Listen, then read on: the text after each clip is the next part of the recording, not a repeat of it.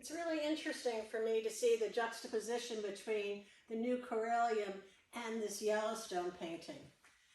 Because the Yellowstone series was about the geysers drying up in Yellowstone and about the beautiful forms, and again about climate change, which is an ongoing theme, as well as the water.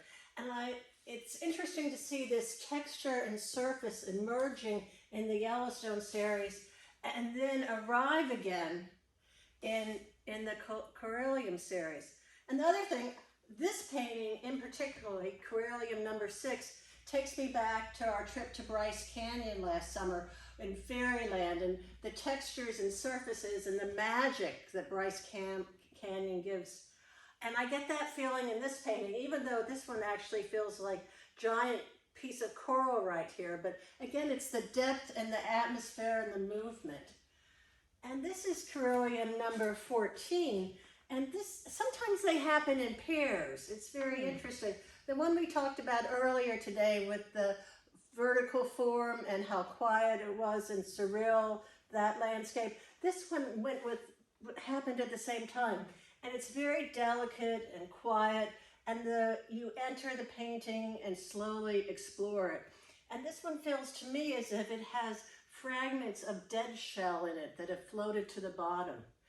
Interesting, in our bay, there are a lot of conch shells that, as the fishermen collect conch from other dives they had and come back in at the end of the day, they're cleaning out the conch and throwing the shells in the bay. And some of them get cracked, and eventually they turn into part of the coral reef too.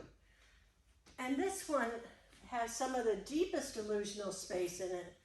And again, it relates back to that other piece where I'm boiling it down just to the monochromatic and the essence, and really looking at the forms and the texture. As with this small one too, if you saw it really close up, you'd see what deep space and surface it has. So they're all different and have their own characteristics, but this sense of water and exploration and underwater worlds is what really holds them together, along with the process and the movement of the paint on this film and these different surfaces. And my hand, my hand is just working with the material and responding to it. So it's a very physical process. Definitely, definitely. Even if they're small, it's still physical, and constantly considering what the next move should be, and whether I'm, people always say, how do you know if you're finished? And I say, well, if you have to ask, you're not finished.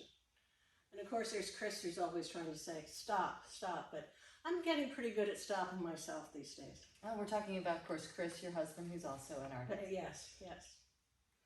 My fellow swimmer.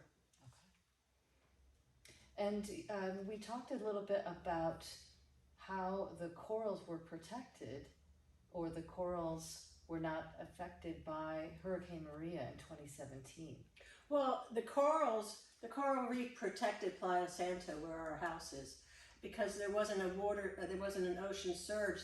The coral reef acted as a natural barrier to keep out the storm surge. So that's just one of the many aspects of coral reefs, protecting the infrastructure, but also the ecosystem. There's a lot of unnatural foreign algae that has gotten into the coral reefs. That's one of the reasons that they've died, because this algae that's not native has blocked the sunlight. And then from ships being ground into the reefs, from them being overused by people. And there's a figure where there's like $11 trillion that coral contributes to the whole economy of the world, which is amazing when you think about it. And it becomes cultural, it becomes a staple of life. It just becomes so important in so many aspects. And they're farming coral now, and the National Oceanic Atmospheric Association is doing a lot in the Caribbean, and particularly in Puerto Rico, to sustain the coral. And President Obama helped with water work projects that cut back pollution in bays, in particular where we live. That's when the coral really started to thrive again in 2011. So climate change, there's so many complications, but we need coral reefs in our lives. And when the corals started to thrive again, is that when this work was birthed? Tell us about how that happened. Well, I mean, as we've had our house there for 15 years, and in 2007, almost all the coral was dead where we were. And it's become alive and colorful. And I would say in 2017 was really when we started to see the changes. And that was also the year of Maria. And thank goodness for the coral reef to be alive again then. And this series really started just this last January, where I was particularly concentrating on transposing these coral images and purposefully trying to think of them as I was making these paintings in my studio in 2020.